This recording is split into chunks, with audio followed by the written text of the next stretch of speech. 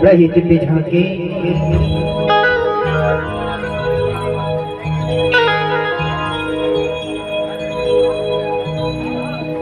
भगवान के दरबार में श्री सुदामा जी महाराज का आगमन होता है और द्वारपाल उनको महल के अंदर प्रवेश नहीं करने देते हैं, रोकते हैं।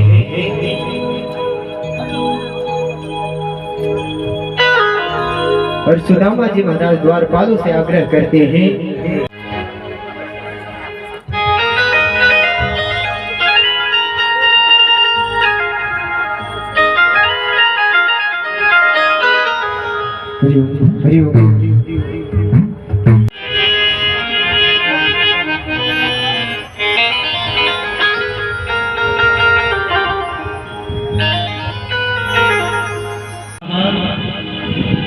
धर्मपत्नी के बार बार कहने पे सुदामा जी अपने बचपन के मित्र किधर जाता है। सुदामा जी महाराज कहते हैं कि देखो देखो ये गरीबी भी, ये गरीबी का हाल कृष्ण के दर पे विश्वास लेके आया हूँ। मेरे बचपन का यार है मेरा श्याम, यही सोच कर मैं हंस लेके आया हूँ। से कह दो हरे द्वारपालो कन्हैया से कह दो किधर पे सुदामा गरीबा गया है, किधर पे सुदामा गरीबा गया है। भटकते भटकते न जाने कहाँ से, भटकते भटकते न जाने कहाँ से तुम्हारे महल के गरीबा गया है, किधर गरीबा गया है।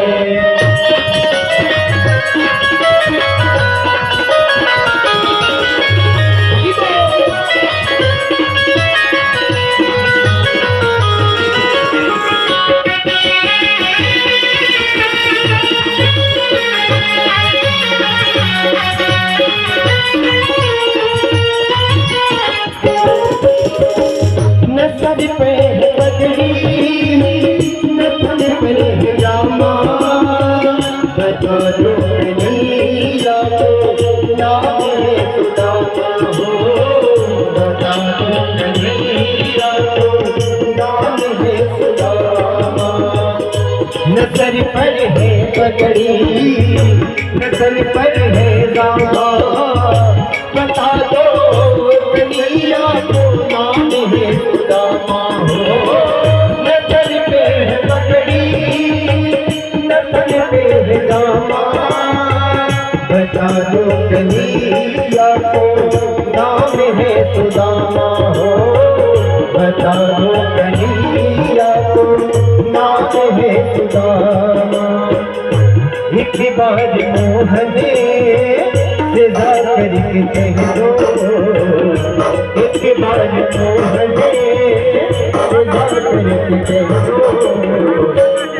मोहने बनाया नसीबा गया है, नसीबा गया है।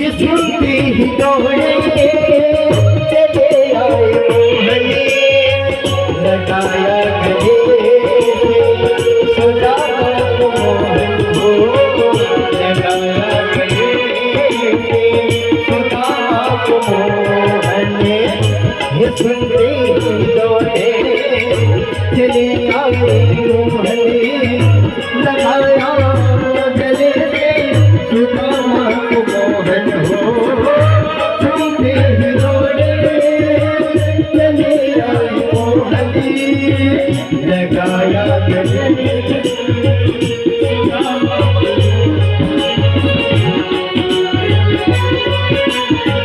सुदामा को मोहने हुआ रुक्मणी को बहुत ही अचंभा हुआ रुक्मणी को बहुत ही अचंभा मेहमान के साथ अजीबा गया है मेहमान के साथ अजीबा गया है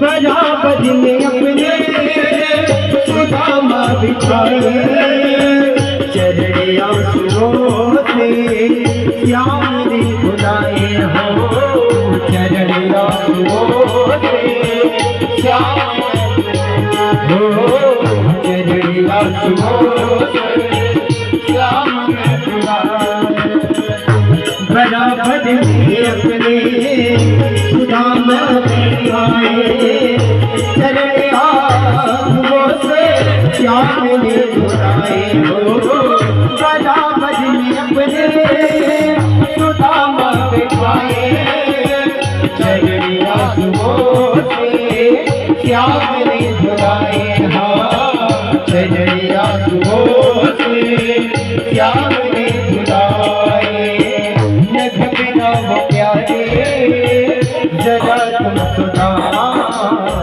न घबरा वो प्यारे जरा तुम सुदामा खुशी का समय खुशी का समय अजय द्वार खालो कहीं याद कह दो अजय द्वार खालो कहीं याद कह दो किधर के सुदामा किधर के सुदामा किधर के सुदामा किधर के सुदामा गरीबा गया है किधर के सुदामा गरीब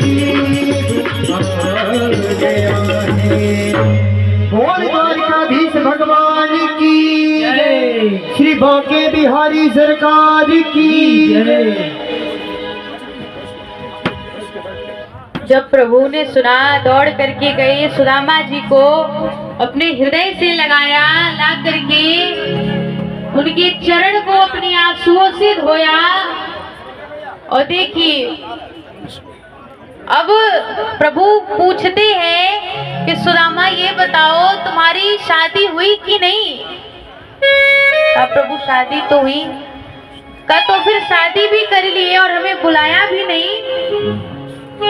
सुदामा जी कहते हैं प्रभु चलो मेरा तो विवाह एक बार हुआ तो मैं भूल गया या मैंने नहीं बुलाया, लेकिन मैंने सुना है कि तुम्हारी 16,108 रानियां हैं। अरे एक में भूल जाते दूसरे में बुला लेते, दूसरे में भूलते तीसरे में बुला लेते, और तुमने तो एक भी में नहीं बुलाया। इतना कह के कन्हैया कहते हैं वो सब छोड़ो, तुम पहली बार मेरे यहाँ आए हो तो भाभी जी ने मेरे लिए तो कुछ भेजा ही होगा। अब कन्हैया उसको छुपाते हैं, छुपाने लगते हैं, तब तो कन्हैया की नजर उस पोटली पे चली जाती है। कन्हैया उस पोटली को देखते हैं और उस पोटली को ले करके खोल करके जैसे ही उस पोटली में से एक बार चावल निकालते हैं और एक बार चावल निकाल करके जैसे ही वो पाते हैं, तभी भगवान मन से ही कहते हैं कि सुदामा, इस पृथ्वी लोक पर जितने भी सुख हैं वो समस्त सुख मैं तुमको प्रदान करता हूँ। रुक्मणी मैया ने देखा, अब भगवान दूसरी मुट्ठी चावल का निकालते हैं और दूसरी मुट्ठी में ये संकल्प करते हैं कि सुदामा, इस स्वर्ग में जितने भी सुख हैं वो सारे सुख मैं तुम्हें इस दूसरी मुट्ठी चावल के बदले प्रदान करता हूँ। और भगवान वो दूसरी मुट्ठी का चावल भी पा लेते हैं। अब रुक्मणी मैया सोचने लगी कि अब तो सब कुछ दे दिया। अब जैसे ही तीसरी मुट्ठी चावल निकाला और जैसे ही भगवान तीसरी मुट्ठी पाने गए, तुरंत मैया ने हाथ पकड़ लिया। अब कितने लोग कहते हैं, इसके बहुत सारे कारण बताए गए, मैया ने हाथ क्यों पकड़ा। मैया कहती है, प्रभु स्वर्ग भी दे दिया, पृथ्वी का भी सारा सुख दे दिया, अब केवल हम ही और आप बचे हैं, अब तीसरी मुट्ठी में क्या ये भी दे दोगे। और इतना कह के वो तीसरी मुट्ठी का जो चावल होता है वो रुक्मणी मैया पा लेती। भगवान श्री कृष्ण सुदामा के निर्धनता को दूर करते हैं और इस समस्त संसार में जितने भी सुख है सब कन्हैया को प्रदान करती है। आज कन्हैया सोच रहे हैं कि मेरा सुदामा कितना निर्धन है, इसने कितना दुख किया, मैंने बहुत देर कर दी, अब इसने सारा दुख काट लिया है, अब इसके दुख का समय समाप्त हो गया है।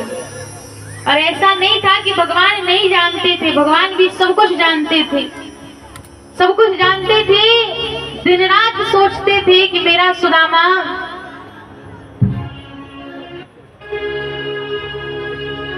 दिन रात सोचते हैं कि मेरा सुदामा इतना निर्धन है, किस प्रकार से अपना जीवन व्यतीत कर रहा है। अब कन्हैया से सुदामा जी कहते हैं कि कन्हैया अब आज्ञा दो, अब मैं जाऊं। अब कितने लोग मान लीजिए अगर कोई अतिथि घर पे जाए तो कहते हैं ना, अरे रुक जाओ, अभी मत जाओ, आज मत जाओ, कल जाना, परसों जाना। जैसे सुदामा जी ने एक बार कहा कन्हैया मैं चलता हूँ, कहा हाँ हाँ जाओ। अपने रथ को बुलाया, तुरंत रथ में सुदामा को बिठाया और वापस भेज दिया। जब सुदामा जी जाते हैं तो देखते हैं कि इस पृथ्वी के जितने भी सुख संसाधन हैं सब भगवान ने उनके लिए निर्मित कर रखा है। भगवान सुदामा जी पर कृपा करते हैं। अब देखिए हमारे प्रभु बहुत सारी लीला करके, सभी लीला को संपन्न करके और अपने समस्त परिवार के साथ अपने धाम को जाते हैं। और जब प्रभु अपने धाम को जाते हैं तो उनके शरीर से एक दिव्य प्रकाश पुंज निकलता है और वही प्रकाश पुंज आकर के इस भागवत जी में समाहित हो जाता है। तो कहे कि ये भागवत क्या है, तो ये भागवत श्री कृष्ण जी की ही वांगमय स्वरूप है। सुखदेव जी महाराज नाना प्रकार से राजा परीक्षित को ये कथा सुनाते हैं। अब राजा परीक्षित कहते हैं कि प्रभु अब मेरा भी समय। आप सभी भक्त प्रेमी सज्जनों से आग्रह है, आज जो हम लोग के बीच में सुदामा जी आपके समक्ष जिन्होंने सुदामा जी का रोल किया और आज सुदामा के रूप में इस कथा स्थल पे हम लोग के बीच में है, तो अब आपके समक्ष वो जा रहे हैं। आप लोग जो भी भिक्षा के मांगने जा रहे हैं, तो जो भी हो सके उचित भिक्षा उनको देने का कष्ट करेंगे, ताकि ये कथा प्रसंग में एक जो भावनात्मक हम लोग का जो ये होता है वो सब धारा प्रवाह अपने तरीके से चलते रहे। धन्यवाद। बोलिए श्री कृष्ण कन्हैया लाल की। और उठना नहीं, चले जाएंगे वहीं पे, हो वहीं से दे देना, इना के उठ के चले आए। तो ये भागवत उसी प्रभु का वांगमय स्वरूप है। इस कथा को सुनने के बाद परीक्षित कहते हैं, प्रभु अब मेरा भी समय आ गया, अब मुझे भी तक्षकनाग डसेगा और मैं भी मृत्यु को प्राप्त करूंगा। जैसे ही इतना सुनते हैं तुरंत सुखदेव जी बड़ी जोर से परीक्षित को डांटते हैं, कहते हैं अरे भगवान की इस कथा को सुनने के बाद भी तुम कह रहे हो कि मैं मृत्यु को प्राप्त करूंगा।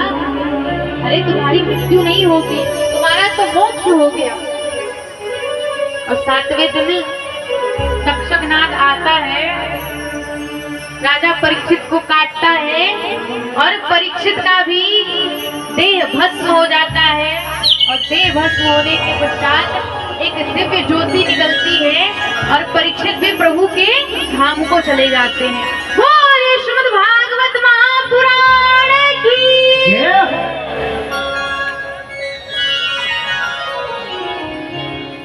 हाँ, अभी रुक जाइए। तो परीक्षित का भी मोक्ष होता है। और देखिए 7 दिनों तक हमने भी यहाँ इस पावन धरा पर आपके स्तुपदाना में भगवान की श्रीमद् भागवत रूपी कथा को श्रवण किया। भगवान से प्रार्थना करें कि भगवान जिस प्रकार से परीक्षित को मोक्ष मिला, उसी प्रकार से प्रभु हमें भी इस जीवन मरण के बंधन से छुटकारा दे। जैसा मैंने कहा था, इस भागवत में जो सोच करके बैठोगे वो मिलेगा। जो भी मन में विचार करके बैठेंगे कि हमें ये चाहिए, भगवान हमें वो प्रदान करेंगे। तो कितने लोग अपना कल्याण करवाने के लिए इस भागवत में बैठे कि भगवान हमारा भी कल्याण कर दे।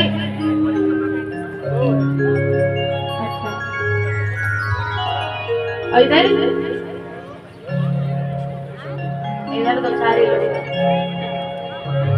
तो जिस प्रकार से गोकर्ण जी महाराज ने कथा सुनाया, तो जिसने अपने मोक्ष के लिए, अपने कल्याण के लिए कथा को सुना, उन सबका मोक्ष हुआ। तो आप भी भगवान से कामना करें कि हे प्रभु, जिस प्रकार से हमने भी कथा को श्रवण किया, जिस प्रकार से आपने परीक्षित को मोक्ष दिया, हमें भी मोक्ष प्रदान करें। आइए, अब देखो, कहा था उठना नहीं, आराम आराम से उठ करके दे करके बैठ जाए। अब देखिए 7 दिनों तक यहाँ ये भव्य यज्ञ चला, भव्य आयोजन हुआ और बड़ा ही कम समय में, कहे तो 15-20 दिन में ये कार्यक्रम हुआ। और इसके लिए सबसे बड़ा जो श्रेय है वो हमारे आचार्य शशि भूषण उपाध्याय जी को जाता है। इन्होंने बड़े ही कम समय में इस भव्य यज्ञ का आयोजन किया। जोर से ताली बजाओ, ये कौन सा ताली बजाओ।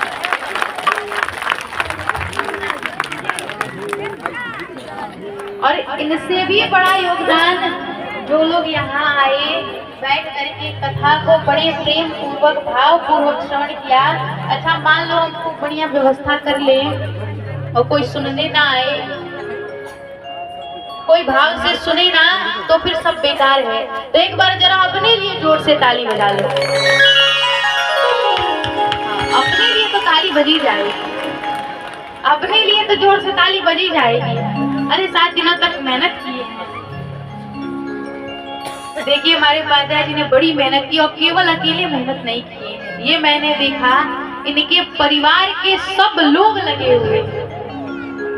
किसी को न भोजन समय पे मिल रहा है, न चाय पानी मिल रहा है, सब जैसे तैसे सब व्यस्त हैं। घर के परिवार के, इनकी पत्नी, इनकी बेटी लोग जो है सो अपने अपने काम में सब लगे हैं, सब ऐसे ही करते रहे।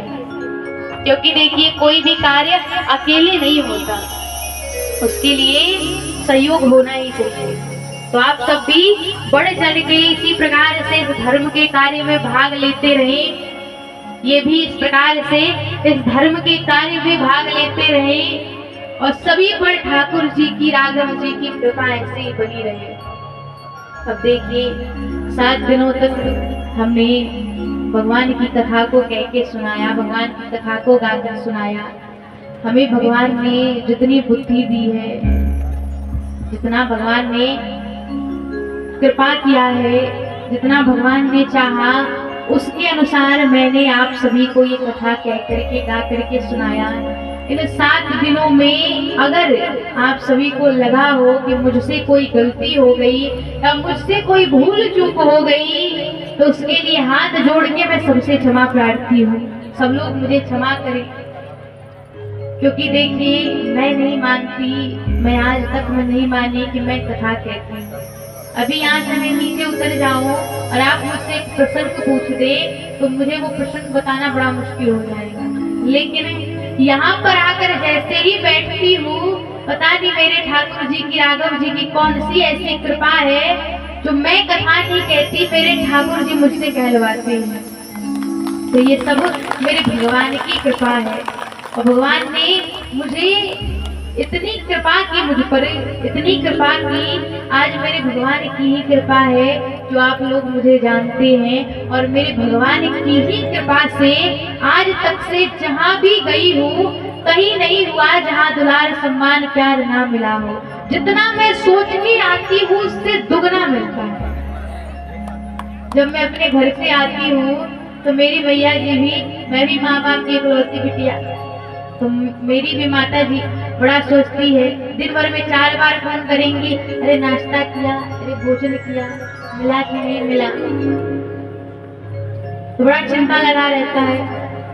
तो घर से ही मैं कह के आती हूँ कि तुम तो अकेले मेरा ध्यान रख रही हो ना। वहाँ मेरी बहुत सारी माता जी लोग हैं जो मेरा खूब बढ़िया से ध्यान रखती हैं। तो जितना मैं सोच के आती हूँ उससे दुगना आप सभी का प्यार दुलार आशीर्वाद मिलता है, और उसी प्यार दुलार आशीर्वाद और भगवान की कृपा की देन है जो मैं यहाँ बैठ करके आप सभी को सुना रही हूँ। और इसी के साथ अब तो आज से मिलन आज तक था हमारा तुम्हारा, रही जिंदगी तो मिलेंगे दोबारा। भगवान ने चाहा, भगवान की इच्छा हुई, फिर दोबारा मिलेंगे। भगवान ने जीवन दिया है तो मिलना बिछुड़ना तो चलता रहता है, और यही तो संसार का नियम है, मिलना बिछड़ना चलता रहता है। तो इसीलिए अगर भगवान चाहेंगे तो हो सकता है जीवन में फिर कभी मुलाकात हो, फिर कभी भेंट हो। तो इसी के साथ अब ज्यादा कुछ नहीं कहेंगे, अब वाणी को विराम ही देंगे। अब जरा सब लोग, जितने लोगों ने कथा सुनी है, अब सब लोग खड़े हो जाओ। अब सब लोग खड़ा होकर के खूब बढ़िया झूम करके गा करके सब नृत्य करेंगे, और उसके तुरंत बाद आरती होगी। और देखो सभी को झूम करके नृत्य करके गाना है। पहले तो ये बताओ किस किस को कथा समझ में आई है, किस किस को समझ में आई? अच्छा, मतलब सबको समझ में आई, बहुत अच्छी बात है। तो जिसने कथा को सुना है सब लोग खड़े हो जाएं। और देखिए खड़े होना है तो सब खड़े हो, क्योंकि ऐसे बीच बीच में बैठे मत रहो। और जो जहाँ पे खड़ा है अगर थोड़ा सा आगे आना चाहो तो आप लोग आ सकते हैं, और थोड़ा सा आगे आकर के और सभी लोग प्रेम पूर्वक भाव से ताली बजा करके भगवान का गुणगान करें, भगवान के नाम को गाएं और सभी झूम करके नृत्य करें। वृंदावन जाऊंगी सखी ना लौट के आऊंगी, वृंदावन जाऊंगी सखी ना लौट के आऊंगी। मेरे उठे मेरे उठे मेरे उठे विरह की वृंदावन जाऊंगी, मेरे उठे विरह की तीर सखी मैं वृंदावन जाऊंगी, वृंदावन जाऊंगी सखी ना लौट के आऊंगी। वृंदावन जाऊंगी सखी नहीं लौट के आऊंगी,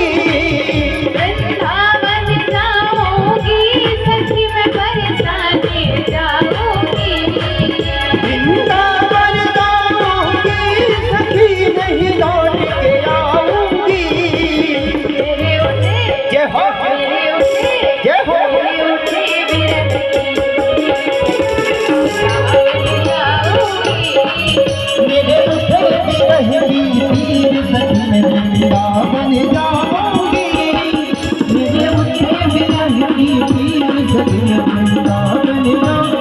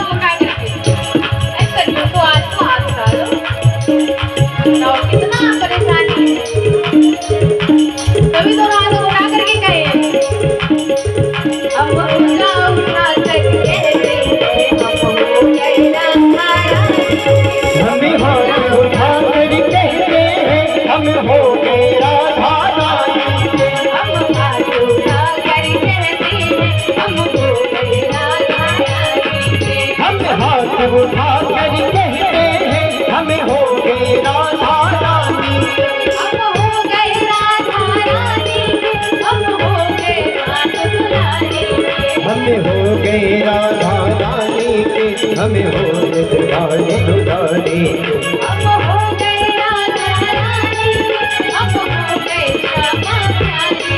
हम हो गए राधा रानी के हम हो गए रामा प्यारे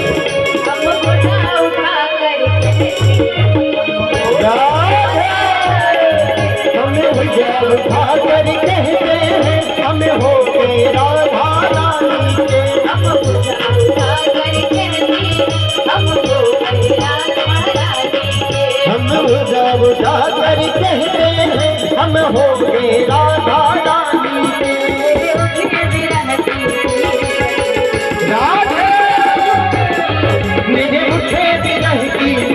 सखी वृंदावन जाऊंगी।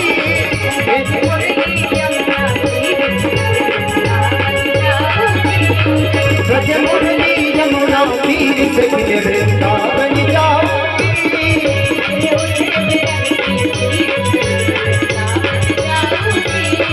ब्रज उठे विरह की पीर सखी वृंदावन जाऊंगी। बोलिए श्री वृंदावन बिहारी लाल की जय राधा रानी सरकार की जय भागवत महापुराण की जय यज्ञाचार्य जी महाराज की जय यज्ञ पुरुष भगवान की जय आज के आनंद की जय भक्तवत्सल भगवान की जय हो। अब हम लोग आरती करेंगे। महिला मंडल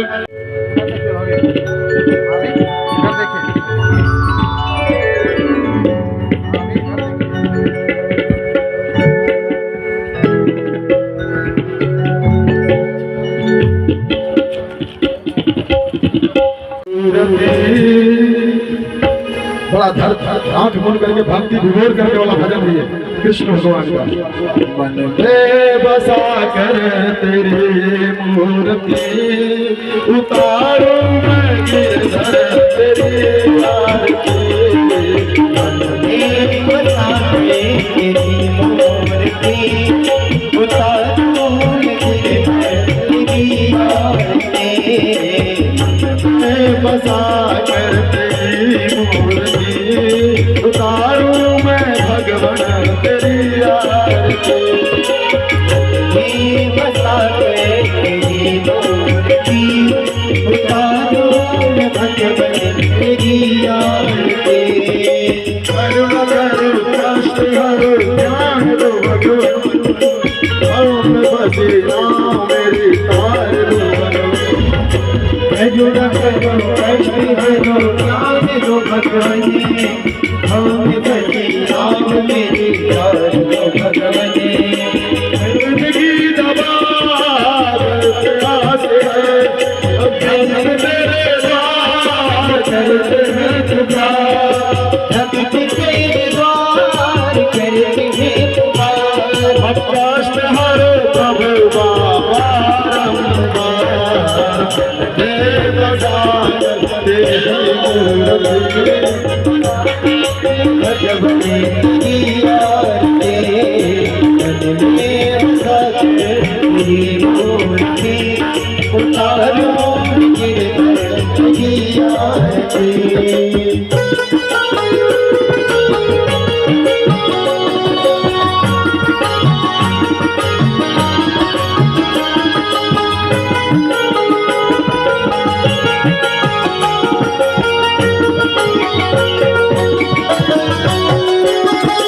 मांग तुझसे क्या मैं यही सोचूं भगवान जिंदगी जब तेरे नाम कर दी अर्पण।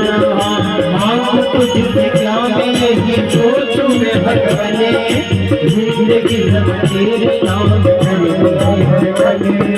सब कुछ तेरा कुछ नहीं मेरा सब कुछ तेरा कुछ नहीं मेरा। चिंता है तुझको प्रभु तेरी मूर्ति उतारूं गिरधर तेरी आरती। उतारूं गिरधर तेरी आरती। भक्त तेरे द्वार कर है पुकार। भक्त तेरे द्वार कर है पुकार। चिंता मेटा प्रभु बारंबार बसा कर उतारूं गिरधर तेरी आरती। मन में बसा कर तेरी मूर्ति उतारूं गिरधर तेरी आरती। तेरी महिमा संत करे गुणगान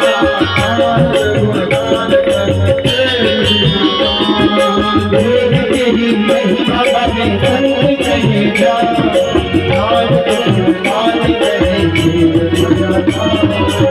कुछ तेरा कुछ नहीं मेरा प्रभु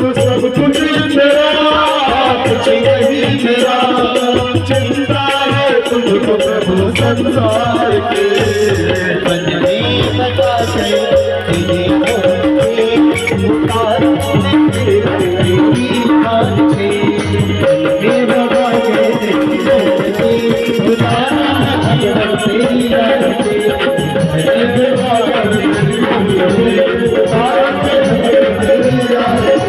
उतारो कृष्ण हरो हम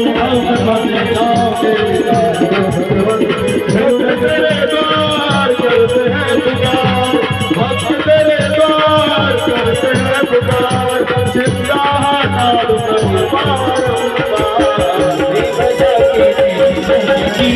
उतारों में तेरी याद बजा करते हैं उतारों में तेरी याद उतारों में तेरी याद उतारों में तेरी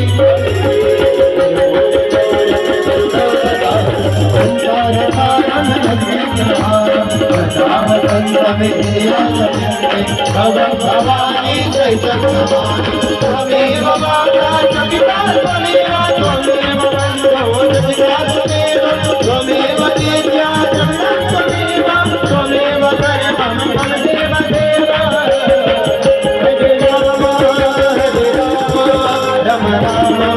हरे हरे हरे कृष्णा हरे कृष्णा कृष्ण कृष्णा हरे हरे हरे राम राम हरे हरे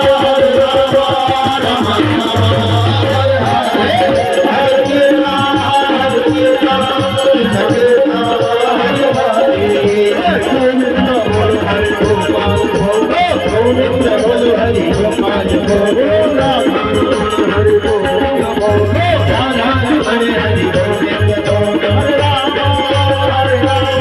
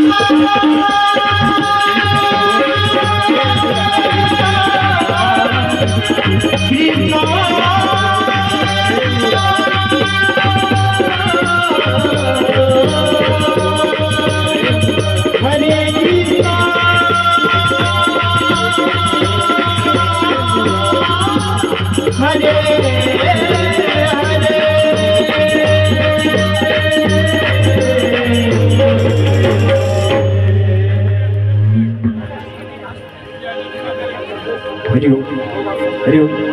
इसका लेवल और बढ़ा दीजिए भैया। जय श्री राम।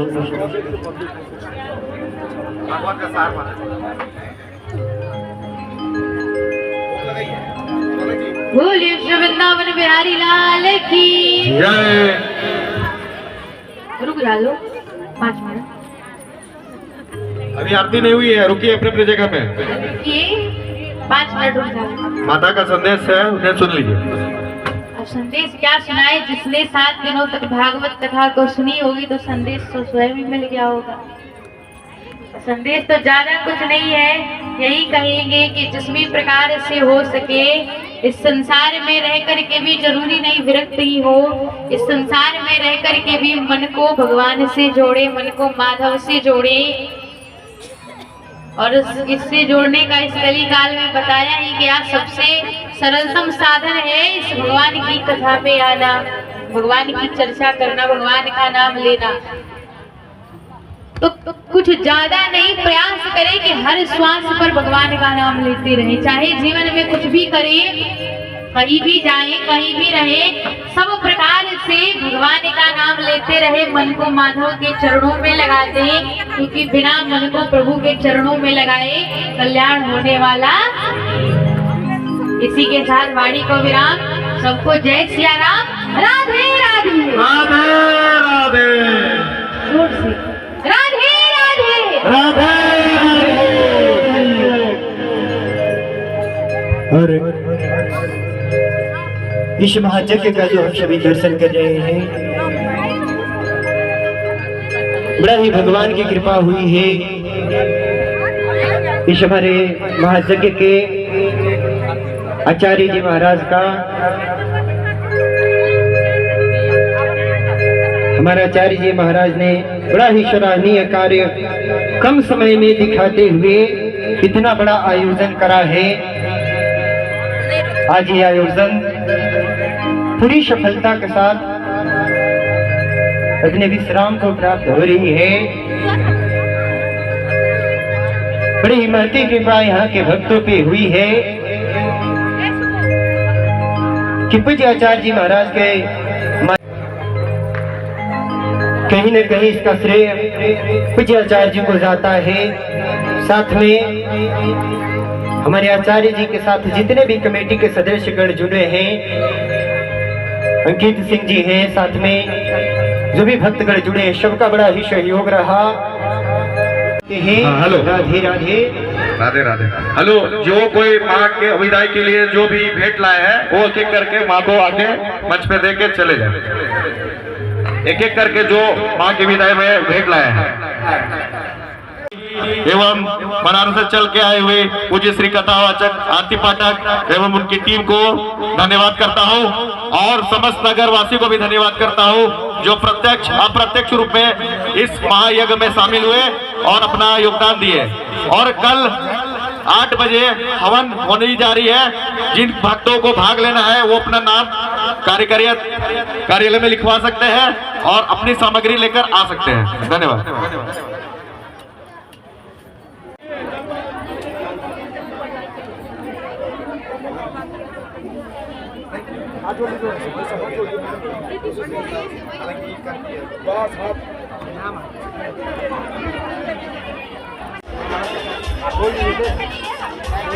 चलिए चलिए लिख चलिए संतोष जी आप बैठ जाइए चलिए।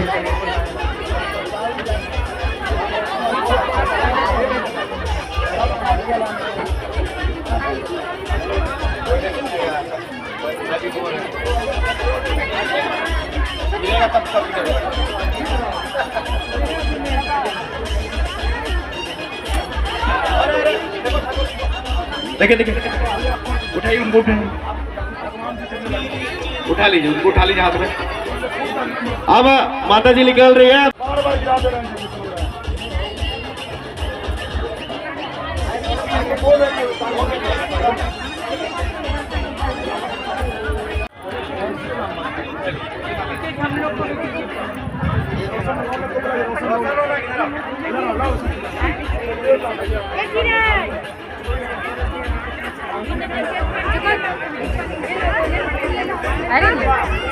आइए बबलू भैया और जितने कोई है कमेटी के आ जाइए 1 मिनट के लिए। नितेश कैमरा इधर इधर इधर आ जाओ। सभी को अब भोग वितरण हो रहा है, आप भोग ले सकते हैं। आज का महाभोग हटिया निवासी के द्वारा कराया गया है, उनको तहे दिल से धन्यवाद।